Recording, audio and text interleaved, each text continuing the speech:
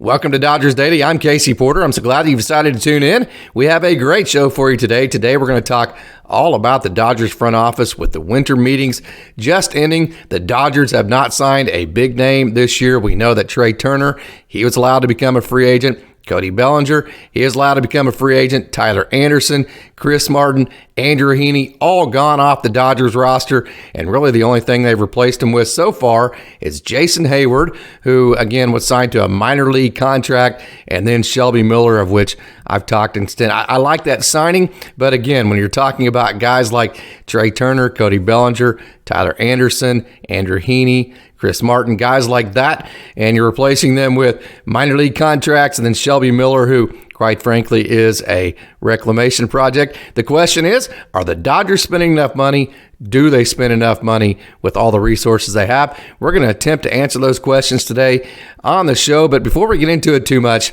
just a reminder, if you like this video and if you like this kind of content, go ahead and click that like button, leave a comment, and tell all your friends about Dodgers Daily so we can keep growing at Dodgers Daily. You know, when you click that like button or leave a comment, that really helps Dodgers Daily and it allows us to keep growing and keep providing you content like this in the future. Okay, let's dive into it. Just mentioned it a minute ago, Cody Bellinger, free agent.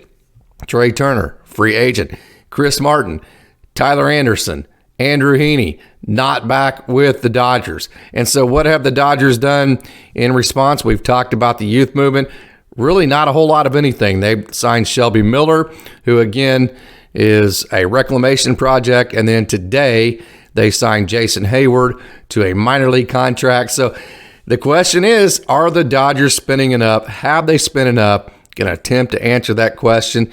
And the timeline that I'm going to use is the timeline from the time the Dodgers last won the World Series in 2020 up until the present.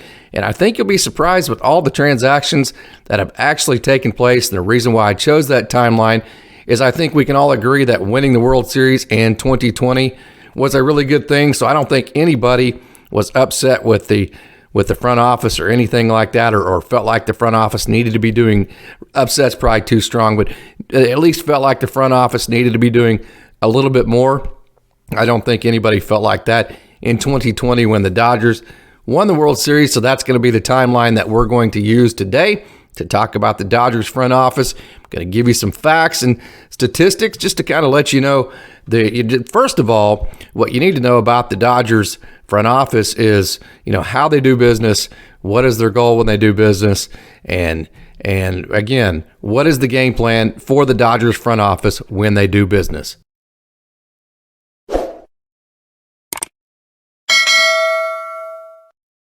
So again, the timeline is going to be from the last time the Dodgers won the World Series in 2020 all the way up into the current. We talked about all the guys the Dodgers did not re-sign this year or allowed to become free agents.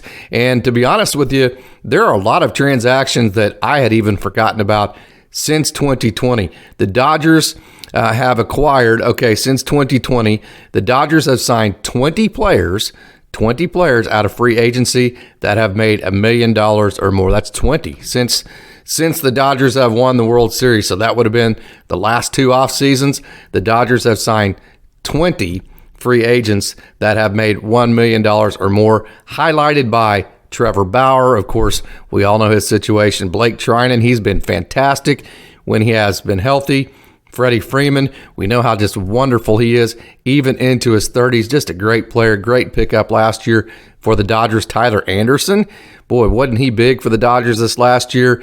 Andrew Heaney, of course, he had a little bit of a injury-ridden year, but when he was healthy with the Dodgers, he was very good. Both Tyler Anderson and Andrew Heaney were both good in the playoffs. So it's Freddie Freeman. So again, since 2020, the last two off seasons, the Dodgers have signed 20 free agents that have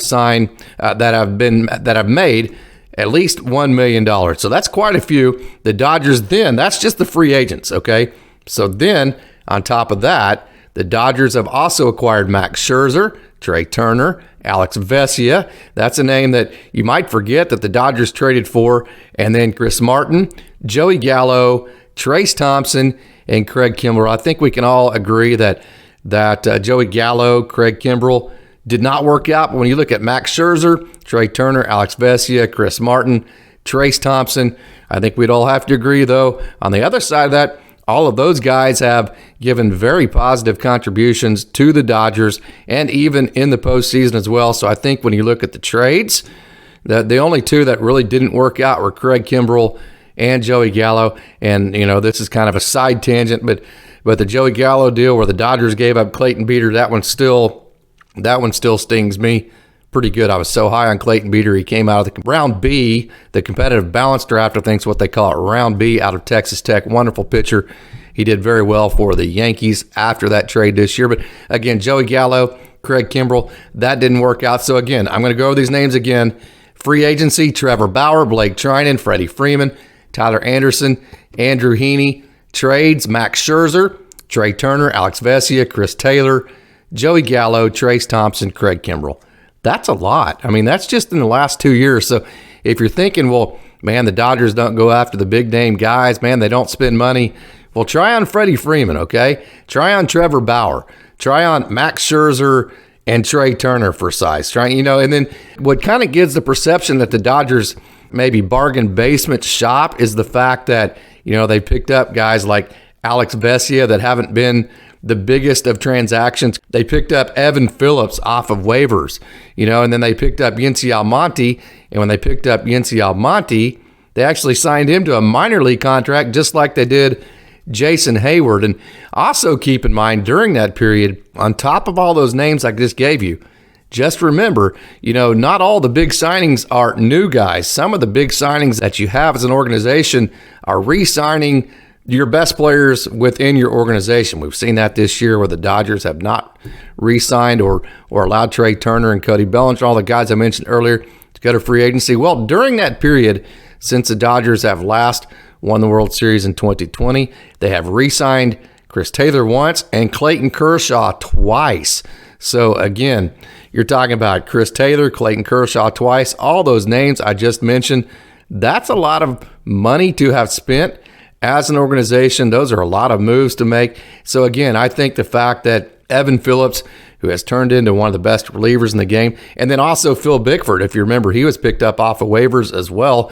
Those two guys, they kind of give the perception, and then when you add in like a Yency Almonte and Alex Vesia, it gives a perception that the Dodgers bargain basement shop, and they do, don't get me wrong, but that's certainly not all they do. I mean, it's a very balanced approach in the sense that, the first thing that the Dodgers realize, especially with position players, and I'm going to go over some numbers here in a minute, is that it just does not make sense to sign position players to long-term contracts when they get into their 30s. Because when you look at this past season in 2022, of all the position players, there were only 4 players, over the age of 31 that were in the top 10 of either average, OPS, or home runs. I'm going to say that again.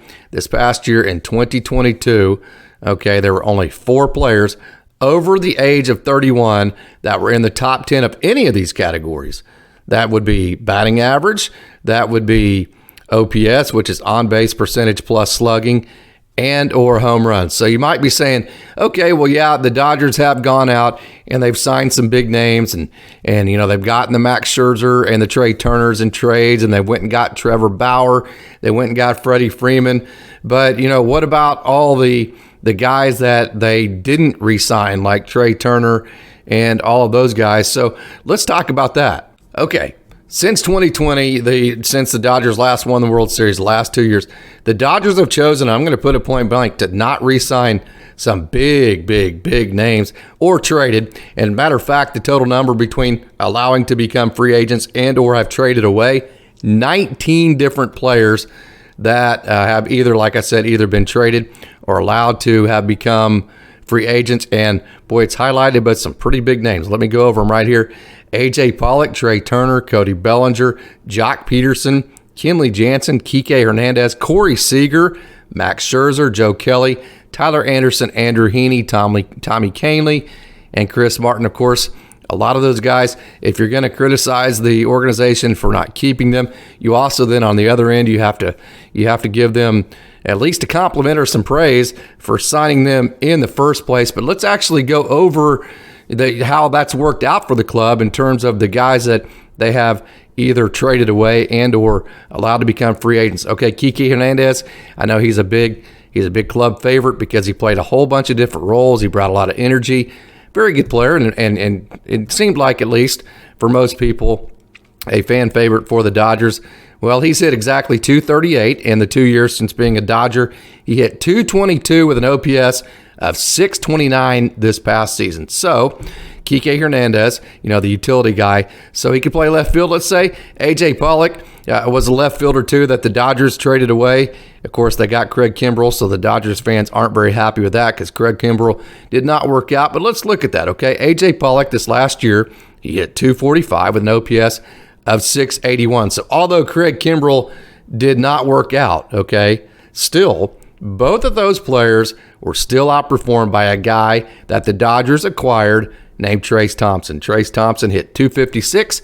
His OPS was 860. He's better defensively, I think, than both of those guys. And so even though A.J. Pollock was traded away for Craig Kimbrell, and Craig Kimbrell did not work out, and then Kike Hernandez, fan favorite, again, Trayce Thompson outperformed both of those guys this year. So let's look at Kike Hernandez. He's a super utility guy. Well, how about Chris Taylor? Okay, he's one of the guys that I mentioned the Dodgers have re-signed. Chris Taylor assumed that super utility role that Kike Hernandez had in 2020, and Chris Taylor's had that certainly last year. You remember the walk-off home run in the wild card game against the Cardinals. So when you look at Chris Taylor versus Kike Hernandez, you got the walk-off home run last year in the wild card series. I think that's proven out to be the right decision, Chris Taylor for Kike Hernandez. I think it's that simple. You only need one super utility guy. So you choose, do you want Kike, do you want Chris Taylor? I think, that's a win for the Dodgers, re-signing Chris Taylor and having him instead of Kike. Or at least, I think you would at least make the argument that at least they didn't lose in that situation. I don't think there's any way that you could say that by keeping Chris Taylor and Kike Hernandez, the Dodgers definitely lost. Okay, Jock Peterson, again, a fan favorite, and people are going to remember that Jock Peterson had a good year this year in 2022, and he did. He hit 274. His OPS was 874. So Jock Peterson looks like a loss, especially considering that he came up with the Dodgers. He was the Dodgers minor league player of the year. I can't remember exactly what year it was. So he was a fan favorite. The Dodgers liked him. He had a good year in 2022. But keep in mind that he hit just 238 with an OPS of 682 in his last year with LA. Then when he went to the Cubs right after being with Los Angeles, he hit just 230, and he's been with other clubs since, and his OPS was just 718 with the Cubs, who signed him, like I said, immediately after being a Dodger. And again, Trayce Thompson outperformed both of those stints and put up very similar offensive numbers. We said Jock Peterson had a good year this last year in 2022.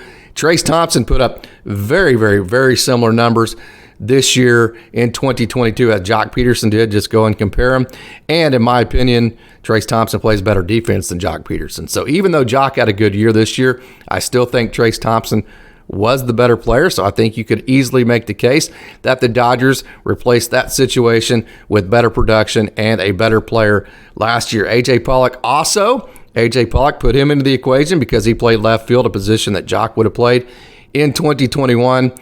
Easily outperformed Jock Peterson because A.J. Pollock had a really good year, 297, OPS of 891. So again, whether you think it's the right move or not, whether you like Jock Peterson, he had a good year, now he's with San Francisco and all that kind of stuff, the numbers definitely favor the fact that between Trayce Thompson and A.J. Pollock, the Dodgers have been better off in left field than what Jock Peterson has given any of the teams that he has been with in left field. Okay, so let's move on to another really big one, Corey Seager. Okay, and I'm just going to say this, he played in Oklahoma City for a long time in Tulsa. I got to see him a lot. I saw him play an 18-inning, extra-inning game, AAA Oklahoma City. Corey Seager is one of my favorite players of all time. Okay, and the Dodgers did not re-sign him, obviously. The Scott Boras client now is with Texas. But look what the Dodgers did. They replaced him with Trey Turner, who was either an upgrade or certainly not a downgrade at shortstop. Trey Turner is a fantastic player. Okay, so you could say that after the Dodgers didn't re-sign Corey Seager, then they got Trey Turner. But now you're going to say, okay, now they don't have either one of them. All right, here's the deal. Okay, in 2022, I'm going to say it one more time, there were only 4 players over the age of 31 that were in the top 10 of any of the 3 categories of batting average, on-base percentage plus slugging, which is OPS, and or a home run. So the data clearly suggests that paying position players well into their 30s just simply is not a good idea. It doesn't pay for organizations to do that. And look at the contracts that Corey Seager and Trey Turner got. Trey Turner, I believe it was 11 years. It's going to pay him all the way until he's 40. And I think Corey Seager's contract's going to pay him all the way till he's 38 or 39. The data would tell you, the hardcore data that is over long periods of time, that in those contracts, yeah, the first 3 or 4 years are probably going to be pretty good, but what about the last 4, 5, 6 years? Probably the money that's going to be paid out is not going to be worth the production you're going to be getting from a 34, 35, 36, 37, 38, 39, and 40-year-old player. Okay, the data would tell you that the production is not going to keep up with the length of that contract. So the Dodgers just simply don't believe in giving long-term contracts to players well into their 30s. Now, 30, 31, somewhere in there, that's okay. But when you're talking about paying a guy all the way till they're 40, that's not something the Dodgers are going to do. It's not something you should want the Dodgers to do, because it's not something that statistics would tell you is a good idea. And really, to be honest with you, the only way with the Dodgers' deep pockets, the only way this organization won't be in a position to win a World Series every single year is if they go and sign contracts like Corey Seager to 10 years, Trey Turner to 11 years, and they're stuck with players that they can't get rid of for like 5 and 6 years that they're having to pay, but yet not getting any production from. They can't trade them away because nobody wants to take on the contract of a 36-year-old that's making a whole lot of money. So the Dodgers are smart enough to stay away from those long-term contracts with players that are going to be well into their 30s and even 40 whenever they're up, because that is literally the only way that the organization would not be in a position to win every single year. So let's look at Cody Bellinger. We all know that he was a 2019 MVP, and he is headed to the Cubs. And you know what? He may come back, and of course what all Dodgers fans are just scared of is, well, he's going to go to Chicago, he's going to get in Wrigley, he's going to return to his 2019 MVP form, and the Dodgers are going to look like they have egg on their face. Hey, great for him if he does, but you don't know if he's going to do that. All you know right now, the cold hard statistical facts are that Cody Bellinger has hit 165 and 210 with 244 strikeouts in the last 2 seasons. Okay, and then I'll also say this about Cody Bellinger. So what you know is that he hasn't shown any signs, like any real signs of returning back to his 2019 form. There's nothing to go on to make you think that is on its way of happening. Maybe it will, but here's the deal. I don't think any bridges were burned either way in that situation. I don't think that a bridge was burned for Cody Bellinger in terms of the way he thinks of the Dodgers organization, and I don't think the Dodgers organization have a bridge burned with Cody Bellinger, other than the fact that his agent, I don't think they like working with his agent. But other than that, I don't think there's any bridges that were burned there. So hey, if Cody Bellinger does return to his 2019 MVP form, he's signing with the Cubs for a short period of time. So if you're the Dodgers and you think that Cody Bellinger's all the way back, and you know that the Dodgers fans love Cody Bellinger, he's had some huge moments, just go back and get him in free agency and sign him again, right? So it's not like Cody Bellinger has to be gone. If he does regain his 2019 form, he can become a Dodger again after he does that, whenever you know that the reasons, not only did he did regain his form like it was in 2019, but the reasons why, and you'll know how to instruct him and all the things that need to happen to continue that type of form. Okay, so those are the position players. Let's talk a little bit more about the pitching. That's when the water's muddy a little bit. The Dodgers have chosen not to resign, trade, or have lost 12 major league pitchers to free agency. So again, they've either traded, not resigned, or allowed 12 different pitchers to enter free agency since they won the World Series in 2020. The last 2 off seasons. That's a lot, okay? The list of pitchers that they've lost, it's a pretty big list of some pretty big names. Pedro Baez, of course, when he was with the Dodgers, he was very good. I got to see him in AAA last year. Pedro Baez, Alex Wood, Max Scherzer, Joe Kelly, Kenley Jansen, Corey Knebel, Tyler Anderson, Andrew Heaney, Chris Martin, Tommy Kahnle, Ross Stripling, and Adam Klorek. Again, that's a pretty big name that's a pretty big list of some pretty big names. So you're like, well, yeah, that right there is proof that the Dodgers don't like to spend, right? Well, how about this? In 2020 and 2022, okay, so the year after they won the World Series, and then this past year in 2022, the Dodgers were number one in all of baseball in ERA. The Dodgers were number one in all of baseball in WHIP, and they were number one in all of baseball in average against. So there's no other conclusion that you can come to. Now, like I said, I know that list is big. You're talking about Max Scherzer, Joe Kelly, Corey Knebel, Tyler Anderson, Andrew Heaney. Of course, those are this year's, but Kenley Jansen, guys like that. Those are big names, I know, but there's no other conclusion to come to other than the Dodgers have replaced those guys with pitchers that have made the Dodgers actually better, okay? And as a matter of fact, they've replaced them with guys that have made the Dodgers the best pitching staff in all of the game of baseball in the last 2 years. So although those names are big names, again, the Dodgers have been the best pitching staff in the last 2 years. So there's nothing to criticize.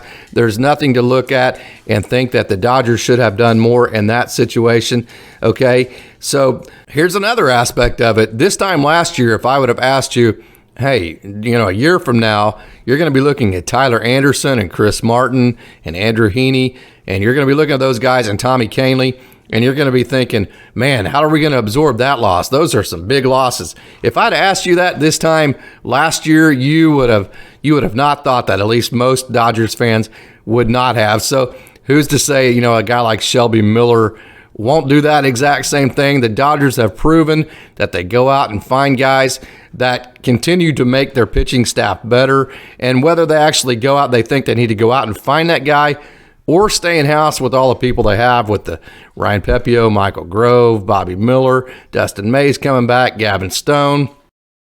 Whether they actually go out and get new guys or do they think they have enough in-house. Why would you not trust the Dodgers? Again, since they've won the World Series, which we're happy about, they have done nothing but improve their pitching staff in the last 2 years. The Dodgers have had the best pitching staff in the major leagues, so why would you not trust them to do that again here in 2022?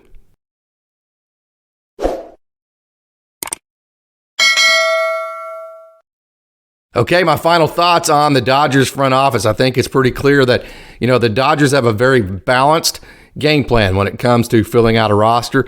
They do go after the big name stars, but of course they did give Mookie Betts a big long contract. That's another guy that the Dodgers signed. That's a big contract, but that's one. Okay, they don't want to get into too many of those. The Dodgers have maybe the best balanced attack in terms of going and getting big names, then also not wanting to go too long with the contracts, and then also going and getting guys like Yency Almonte, Evan Phillips, Alex Vesia, Tyler Anderson, Andrew Heaney, who aren't that expensive, that fit into a formula, hopefully now Shelby Miller, and they get a lot of production, way more production than they're actually paying out. And so it's a great balance that the Dodgers have between going out and getting big money free agents and or trading for big names, and then balancing that with, developing guys that cost quite a bit less, and then balancing that with still having all that. You win a World Series in 2020, you're setting all sorts of records for games won, and then you're also maintaining one of the best minor league systems in all of baseball. The Dodgers are able to figure out all of that at the same time, and that's because they have such a balanced approach to the way that they fill out their roster. I hope that you enjoyed today's show on the Dodgers front office, and I hope that you tune in to the next edition of the Dodgers Daily Podcast, and I also hope that you visit DodgersDaily.net. That's DodgersDaily.net, and you can go over there and see all of my player features and all the Dodgers Daily features as well, the articles that I write about the Dodgers, and check all that out. I also hope that you visit Dodgers Daily on all the social media platforms, Facebook, Twitter, Instagram, and TikTok. And I also hope that you become a subscriber to our Dodgers Daily podcast, our Dodgers Dogs podcast. That's an all-new podcast that Chase Witwiska and I are doing. You can get that on the podcast streaming service of your choice. You can also see the Dodgers Dogs podcast on the Dodgers Daily YouTube. You can see all these Dodgers Daily videos on YouTube as well. So head on over there, become a subscriber to the Dodgers Daily podcast. You have the Dodgers Dogs podcast inside of that. You have all the podcasts from Dodgers Daily. Hey, and also, if you like this video, go ahead and click that like button, leave a comment, tell all your friends about Dodgers Daily, and share this video, because when you do that, that really helps Dodgers Daily. Whenever you interact with these videos, it really helps, and it allows us to have more views, which allows us to keep growing and keep providing you content like this in the future. Hey, as always, go Dodgers, and thanks for tuning in.